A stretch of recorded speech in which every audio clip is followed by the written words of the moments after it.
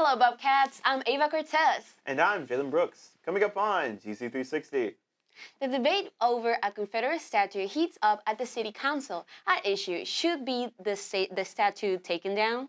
Plus, we dive into the history of barbecue in the South with two professors as they talk about their new docu-series on women pitmasters.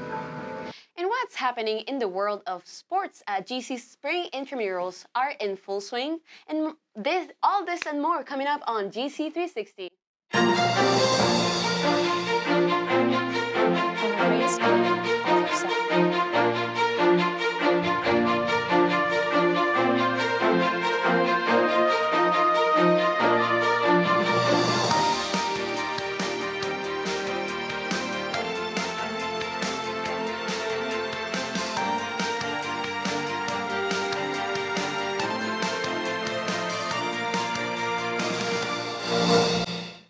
You're watching GC360, where news come full circle.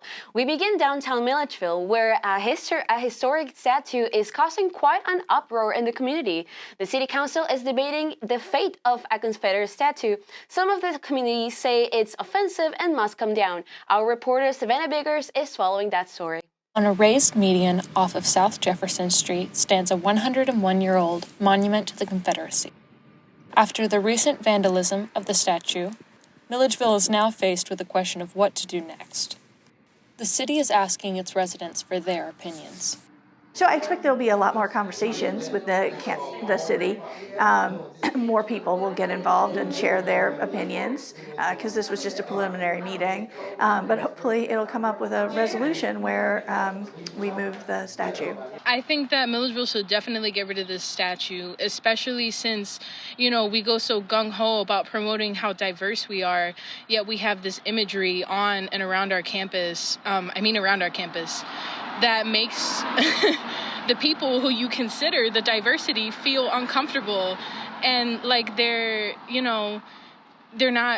voices aren't being heard because Black people not wanting to see Confederate statues on campus is not a new thing at all. We've been advocating for the removal of stuff like this for years, and only just now is it being taken seriously because of social media. This memorial was erected 47 years after the end of the Civil War by the United Daughters of the Confederacy. The Milledgeville chapter of the NAACP came forward last month with a proposal to remove or relocate the statue. I knew it was an issue through talking to members of the NAACP and other community members, especially when it got spray painted, which was in the fall. It was spray painted, and I think it's been vandalized before as well. And hit with cars. So, it's a bit of a menace where it is. Mayor Mary Parham Copeland stated the City Council are only taking comments at this time.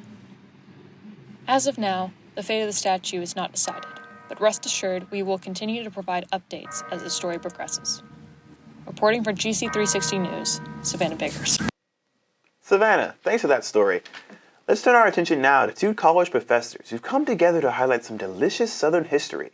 That's right, we're talking about a docu-series on women in the world of barbecue. GC360's Gracie Howard explains. Georgia College and State University is one of the highest-ranked liberal arts universities in the South, with students and professors alike indulging in its rich Southern culture. Barbecue is one of the South's most notable dishes, and is what caught the attention of GCSU history professors Dr. James Wellborn and Dr. Craig Pascoe. Wellborn and Pascoe have come together to collaborate on a docuseries, Keepers of the Flame Fan the Flames of Change, which focuses on Southern women pitmasters. It came out of a project called Georgia Barbecue Trails, a website where we're trying to record some of the classic traditional barbecue restaurants in Georgia. And we decided that we thought we would try our hand at videography and recording the story of barbecue to show to people. We've gotten to talk to a lot of really interesting people and hear a lot of really interesting stories, and two of them that are kind of the focus of these mini documentaries are women pitmasters, which is a relative rarity in the state. According to Pascoe, he and Wellborn were inspired by their mutual love of barbecue to seek out some of the best pitmasters in the South. He said that it's a great way to learn about Georgia and other people through a different lens. On Tuesday evening, Wellborn and Pasco had a viewing of the docuseries in the Arts and Sciences Auditorium. A reception followed the premiere, and guests were given free barbecue sandwiches. Many students attended, and the series was enjoyed by audience members. Sophomore Emerson Ham gave his opinions on the documentaries. I thought it was very cool. I really like kind of independent documentaries that are done by universities, especially about local history. Keepers of the Flame is a great addition to the Georgia College community and will help educate students and faculty alike on Southern women and Southern culture. Reporting for GC360, this is Gracie Howard. Georgia College's Career Center recently hosted an on-campus job fair. This event gave students the opportunity to find available jobs on campus. Some of the organizations that participated in this event were Student Life, Dining Services, Human Resources, and Bridge Scholars Program. We got to talk to a representative of the continuing and professional school program that was there. Today we're actually hiring for one of our program coordinators programs. We run a program called Kids U in the summer. It's open to all of Milledgeville, Putnam, Gatewood schools, anything around. And they work around students' class schedules. The library here at Georgia College is a hidden gem that's not commonly found at other schools. It's the Learning Center that offers free tutoring during the school year. It's a great resource that's available to all students, but surprisingly, some students don't know about it. Ethan Mullenauer has more on this. Regardless of what someone studies, the Ina Dillard Russell Library is one of the best places to hunker down and get some work done. And in the dead center of the library on the second floor, the Learning Center is just waiting for students to take advantage. The Learning Center, or the LC, is a great place for students to get help with their classwork and to meet some enthusiastic and like-minded people at the same time. There's bound to be something here that can help you, and might as well take advantage of it and do the best you can. The Learning Center offers a variety of useful services, including drop-in tutoring, supplemental instruction or SI sessions, and different workshops. The study habits that they had for high school will not necessarily work as well in college. It's a different ballgame. Jeannie Haslam has been working as director of the Learning Center since 2012 and wishes more students would utilize its services for their own benefit. I wish more students would do three things. Number one, before they're confused, come in so often that they know the names of at least 3 different tutors, because they need to figure out who they like working with. There's a friendship kind of peer mentoring that can happen, and it'll just make their lives easier. Number two, they should utilize SI leaders if they have an SI, supplemental instruction leader, because that's very focused for that professor in that class. And probably the third thing is when students come in right before a test, so is everyone else who's never been to the Learning Center, who come in right before a test. And we want desperately to give everybody focused one-on-one attention, and it makes it nearly impossible. So if they come in so regularly, they're not going to feel freaked. All of the tutors at the Learning Center are students themselves who understand the life of a college student, including the SI leaders. When I was a freshman, I took chemistry when I first came in and didn't do so well on some of the quizzes, and I had an F in the class, but then I utilized my SI leader for Chemistry 1, and by the end of the semester I brought my F up to a B. And so definitely utilizing and going to every single one of her sessions definitely, helped my grade a lot. I actually did not know about the LC when I first came here. It was just kind of by coincidence. I just heard someone else talking about it and applied and ended up working as an SI leader, and it's all worked out kind of really well. So the LC is constantly looking to improve and provide the best support possible to the students who need it the most. And this system relies on student employees like Sutton and Fleming to offer needed support to other students. Even if you think you're confident in the material, or you think you're good for this chapter, you can never not have any more practice. The more you practice something, the better you get at it, and the more confident you'll be in that material when you go to take a test or a quiz. And the real beauty of the SI program is we offer 2 sessions a week, every week, right? So if you are a much more regular attender, you're going to get a lot more of it. There are mutual benefits for students and tutors at the LC, and this connection between the two seems to be what matters most. But what I found so beautiful is that students will say, I found more of my people in this realm. And I think what I have found is that this connectedness that many, many, many students discover that they would never have had. For GC360, I'm Ethan Mollenauer, reporting. We'll take you dancing. The Spanish Club danced the night away at a local restaurant. Our sports anchor Hayden is back to fill us in the world of sports, and we'll take a look at GC's intramurals. And SGA President Kaylee Congdon is back with us today to give us some insider info on the upcoming spring concert. Be sure to stick around. Hi, my name is Susie Parker. I'm a student docent over here at Andalusia Farms. Andalusia served as the home of the famed American author Flannery O'Connor from 1951 until 1964 of her passing at 39 years old. It was here that Flannery famously wrote and had all 32 of her short stories published. After her passing in 1964, though, the property was eventually entrusted with Georgia College and State University. It is now our proudest achievement to say that we are the nation's newest National Historic Landmark. And on top of that, on March 25th of 2023, we intend to open up our interpretive center and then ultimately return the entirety of the home back to how the O'Connors had it when they were here. There's a ton of stuff that college students can come and enjoy, especially as a Georgia College student. Not only are tours free, but the entirety of the property is free to roam. This is including the front porch, in which we actually leave unlocked for people to come up, have a seat in the rocking chairs, and maybe do like a study session. But even more so than that, we have a nature trail down by the pond, which is about 2 miles long. It is very, very beautiful. And we also have Astor and Mrs. Shortley, our peacock and peahen, who are pretty fun to visit as well.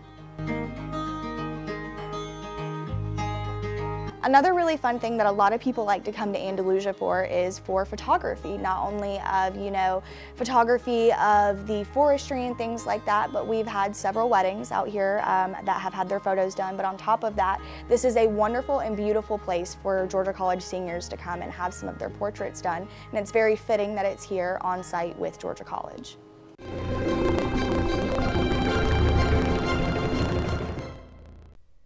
Welcome back. This is GC360, where news comes full circle. Spring intramurals are in full swing here at Georgia College. Many students love participating in various sports. For many, it's a nice break from all the stress of school. Here's Kate Verity with the story.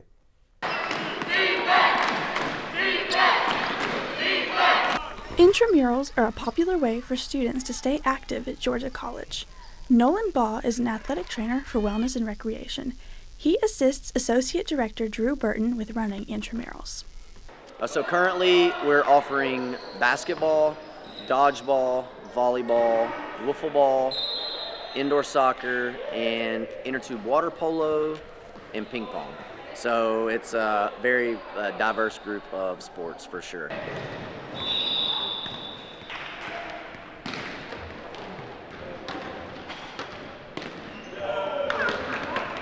Bailey Parker is a sophomore at GC. She loves playing intramurals and she works at the Wellness and Recreation Center as a referee and scorekeeper. Okay, so currently I play volleyball, basketball, inner tube water polo, and I also really, really love basketball because me and my group of gals created a team where we simply just play for the purpose of having fun.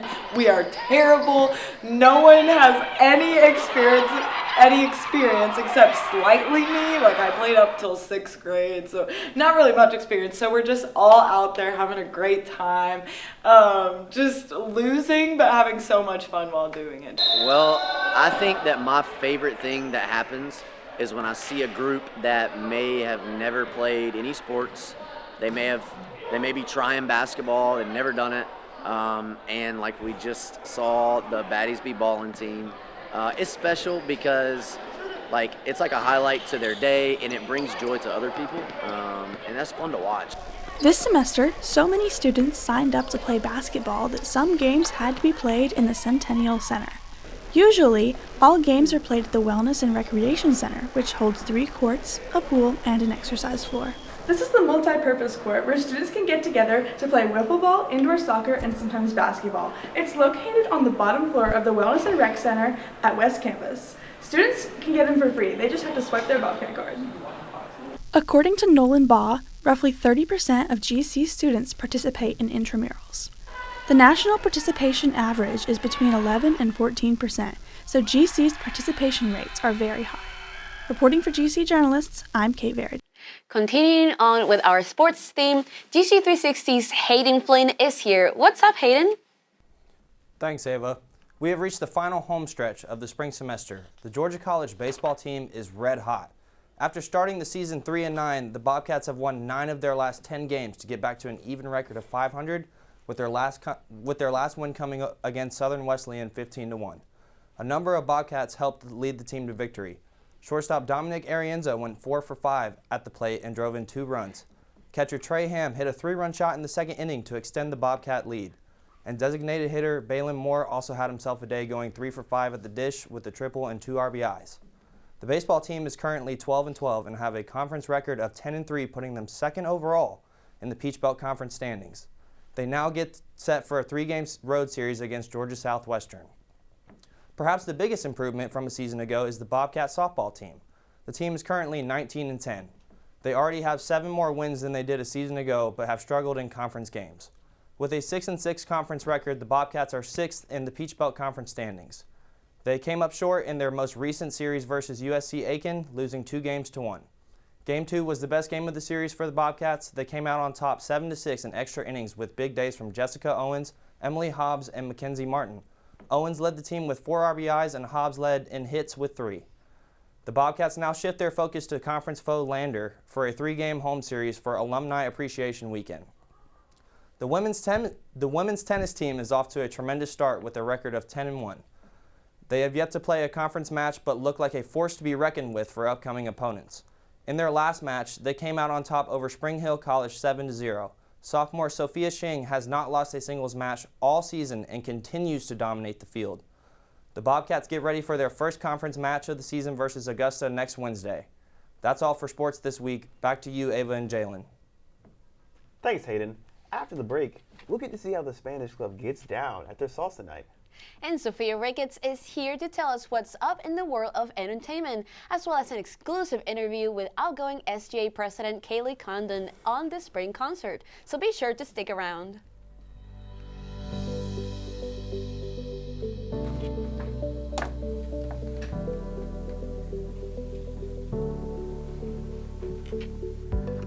Hey, that was my favorite news anchor. Oh, what do you want? Like 10 seconds. Can you just read this announcement for me? Okay, 10 seconds. Okay. This semester, GC360 is introducing a new show, Cat Talk. We will showcase a new guest each month and deep dive into some topical issues of concern to you. You may also see some of our guests play some silly games while they're here with us. You won't want to miss this. From GC360, this is Isabella Vanderlende. So join me each month for Cat Talk right here on GC360. Hi, my name is Susie Parker. I'm a student docent over here at Andalusia Farms. Andalusia served as the home of the famed American author Flannery O'Connor from 1951 until 1964 of her passing at 39 years old. It was here that Flannery famously wrote and had all 32 of her short stories published. After her passing in 1964, though, the property was eventually entrusted with Georgia College and State University. It is now our proudest achievement to say that we are the nation's newest National Historic Landmark. And on top of that, on March 25th of 2023, we intend to open up our interpretive center and then ultimately return the entirety of the home back to how the O'Connors had it when they were here. There's a ton of stuff that college students can come and enjoy, especially as a Georgia College student. Not only are tours free, but the entirety of the property is free to roam. This is including the front porch, in which we actually leave unlocked for people to come up, have a seat in the rocking chairs, and maybe do like a study session. But even more so than that, we have a nature trail down by the pond, which is about 2 miles long. It is very, very beautiful. And we also have Astor and Mrs. Shortley, our peacock and peahen, who are pretty fun to visit as well. Another really fun thing that a lot of people like to come to Andalusia for is for photography, not only of, photography of the forestry and things like that, but we've had several weddings out here that have had their photos done. But on top of that, this is a wonderful and beautiful place for Georgia College seniors to come and have some of their portraits done. And it's very fitting that it's here on site with Georgia College.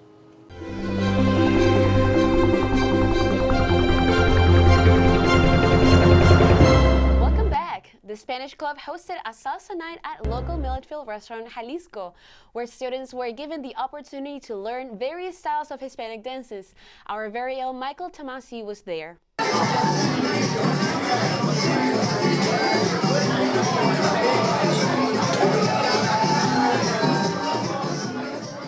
The Spanish Club held their first ever salsa night event at the Jalisco Mexican Grill. This is a salsa and salsa event to raise money for the Spanish Club. Tickets were $3, and anybody from students, professors, family members can come. We've been trying to have more events where we can spread Latin American culture. We recently had a tamales workshop, and we just thought it would be a good idea for people to learn traditional Latin American dances.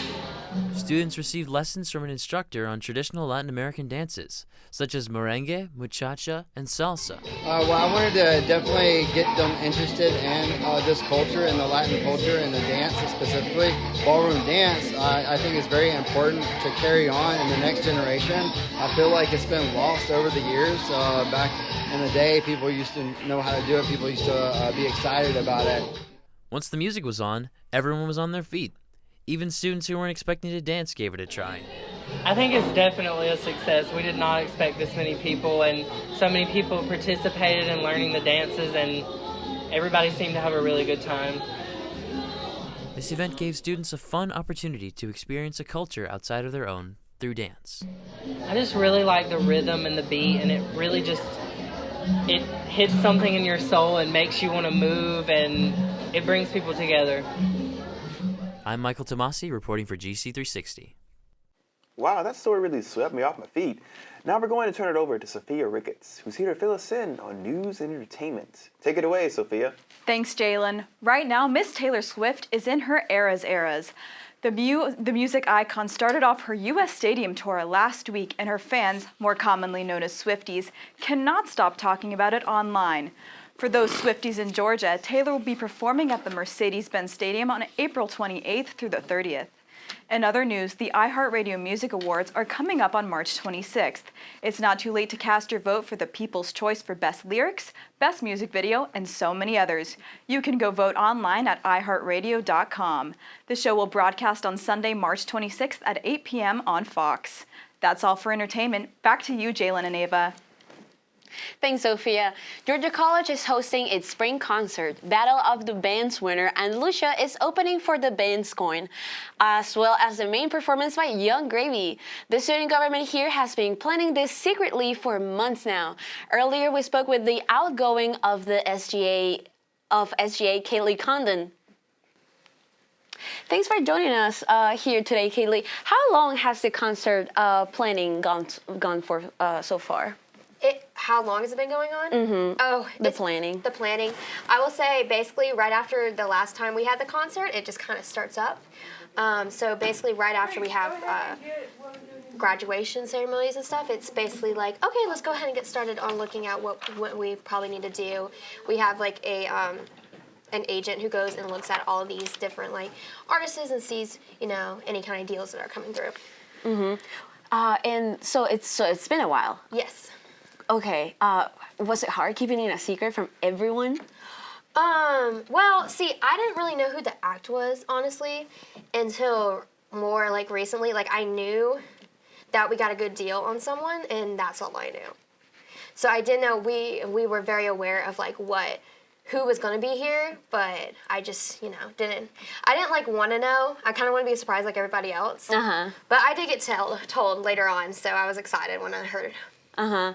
Do you have roommates that you might have, like, slipped that into a conversation? I have not. It was not me. Oh, wow. I actually got told by someone else that was not supposed to tell me, but no, it was all good. I think it is hard once it gets closer, more people kind of end up knowing because we had to figure out things. Right. So sometimes it slips out, but sometimes it was a kind of a good thing that people were like, maybe it's these people, because we ended up getting a lot of great feedback. So we knew like people were excited for the concert, which made us feel a lot better because, you know, we never know what the student body's going to think, even though like we poll like so many students, but you never really know what's going to happen. What would you say is something that students can look forward to in the concert? Well, I think we are going to be having a great time. We actually have a DJ in between all the acts. So while they're all getting set up, we're still going to have music playing. We're still going to have things going on. We'll be introducing acts. It's going to be a good time. We're very excited.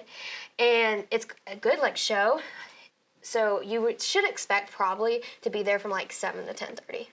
So probably like an hour for each act. Not for sure. I cannot remember. There is a script somewhere. I do not have it with me right now. That's fine. It happens. Yes. It's a lot to remember. Oh, yes. Yeah. Is there any specific performer that you're looking the most forward to personally? Personally? Oh, I don't know. I'm kind of excited for both. I'm not fully like huge fans of either, and so that's more exciting for me because now I get to learn more of the music like in front of me. I like hearing the music like when it's played in front of me more than like listening to it on the radio. So I'm kind of really excited to actually hear some of the songs for the first time. In live. And that's really exciting for me. But I am excited for Young Gravy. I feel like it's going to be really good. Oh, definitely. I feel like probably most students are excited for Young Gravy specifically. Well, thank you so much for coming. It's so nice to have you here. Thank you so much again. Yeah. Thanks, Ava. Now it's time to take a look at the weather this week.